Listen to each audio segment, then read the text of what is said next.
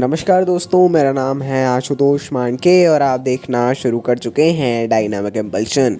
आज के इस वीडियो में हम बात करेंगे 29 अगस्त 2023 के करंट अफेयर्स की।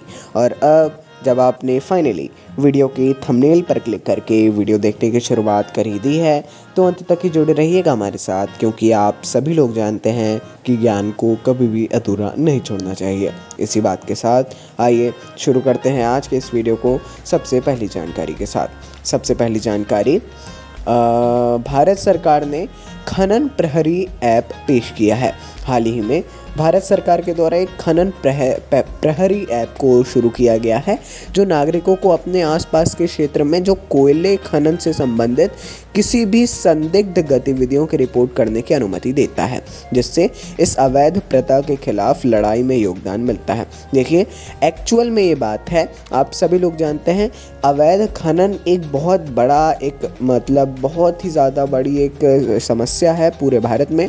इससे निपटने के लिए जो है खासकर कोयला जो खान है उन सारी चीज़ों में इससे बचने के लिए ऐसा किया गया है। यह कोयला मंत्रालय के नेतृत्व की एक पहल है। इसका उद्देश्य सार्वजनिक भागीदारी के माध्यम से अवैध कोयला खनन पर अंकुश लगाना। आगे बढ़ते हैं।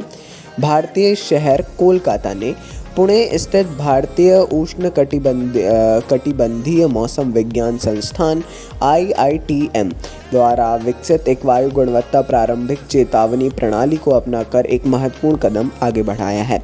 हाल ही में कोलकाता ने जो IITM ने एक वायु गुणवत्ता वाली प्रारंभिक चेतावनी प्रणाली को विकसित किया था, उसको अपनाया है। यह प्रणाली शहर के भीतर बढ़ते वायु प्रदूषण के स्तर से निपटने के लिए तत्परता बढ़ाने और उपायों को सुविधाजनक बनाने के उद्देश्य से वास्तविक समय वायु प्रदूषण डेटा और पूर्वानुमान दोनों प्रदान करती है ना।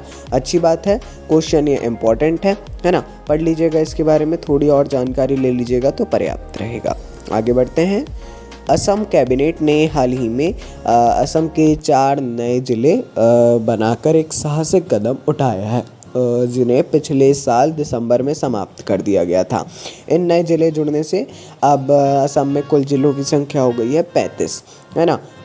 देखिए, यह निर्णय चल रही परिसीमन प्रक्रिया के अनुरूप है, जो RP अधिनियम 1950 की धारा 8A 8A के अनुसार असम में विधानसभा और संसदीय निर्वाचन क्षेत्रों को फिर से परिभाषित करने के चुनाव आयोग के फैसले के बाद शुरू हो गई है। नवगठित जिले नीचे नाम दिखाए जा रहे हैं, आप पढ़ सकते हैं उनको। और सब डिस्ट्रिक्ट्स भी बने हैं, बहुत सारे सब डिस्ट्रिक्ट्स बने हैं, उनके बारे में भी आप जान लीजिएगा, है ना। 4 नए ज़िले हैं, इतना आप लोग ध्यान रखिए। ये 4 नए ज़िले हैं और बहुत इंपॉर्टेंट भी हैं। आगे बढ़ते हैं। हाल ही में मध्य प्रदेश के मुख्यमंत्री शिवराज सिंह चौहान जी के द्वारा लाडली बहना योजना, देखिए सबसे पहले तो मध्य प्रदेश की महत्वाकांक्षी योजना है लाडली बहना योजना, इसके बारे में पढ़ लीजिएगा। अब इसकी परिभाषा में भी बदलाव है। देखिए, जैसे कि था कि शुरू में 1000 रुपये था कि प्रतिमाह 1000 रुपये दिए जाएंगे, अब इसको बढ़ा करके जो है 1250 रुपये प्रतिमाह कर दिया गया है। जितनी जानकारी प्राप्त हुई है, अब से प्रत्येक माह अक्टूबर से 1250 रुपये, आई थिंक सितंबर से ही 1250 रुपये दिए जाएंगे। और इसके अलावा MP के CM ने सरकारी नौकरियों में महिलाओं के लिए 35% आरक्षण की घोषणा की और सावन के मौके पर अगस्त में महिलाओं को 450 रुपये में रसोई गैस सिलेंडर उपलब्ध कराए जाएंगे, ऐसा भी वादा किया।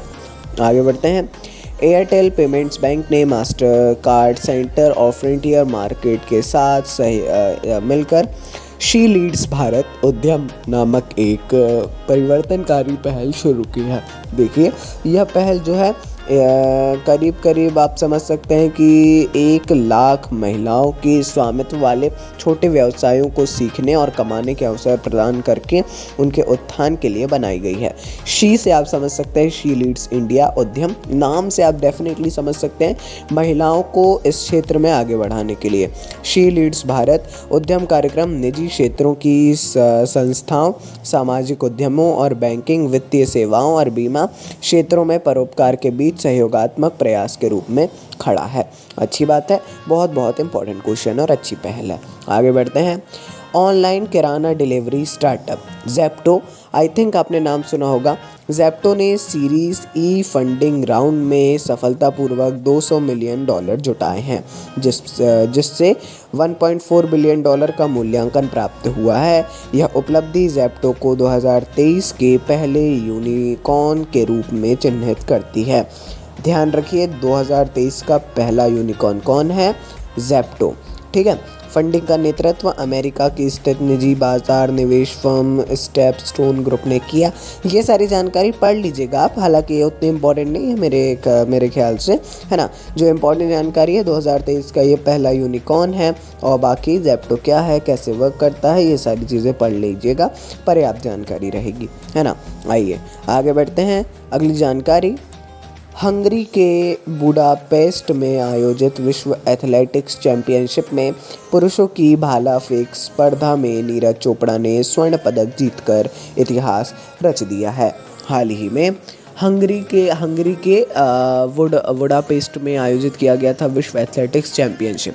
इसमें पुरुषों की भाला फेंक में नीरज चोपड़ा ने स्वर्ण पदक जीता है। ये बहुत बड़ी उपलब्धि है। यह उपलब्धि हासिल करने वाले ये पहले भारतीय एथलीट बन गए। इससे आप समझ सकते हैं जो भारतीय एथलेटिक्स के लिए एक महत्वपूर्ण मील का पत्थर भी है। बहुत बहुत शुभकामनाएं नीरज चोपड़ा जी को, और हम सभी के लिए गौरव का विषय तो है ही। हम सभी को एक बहुत ज़्यादा इससे प्रेरणा लेनी चाहिए डेफिनेटली। बाकी ये थी आज के इस वीडियो की अंतिम जानकारी। कुछ भी कन्फ्यूज़न हो आपको किसी भी टॉपिक से रिलेटेड, हम सदैव उपलब्ध हैं। कमेंट सेक्शन में आप पूछ सकते हैं, इंटरनेट की सुविधा भी है आपके पास, है ना। बाकी अपन मिलते हैं ऐसी जानकारियों के साथ, ढेर सारी जानकारियों के साथ अगले वीडियो में। ऐसे ही सपोर्ट करते रहिए। नमस्कार, डायनामिक कंपल्शन।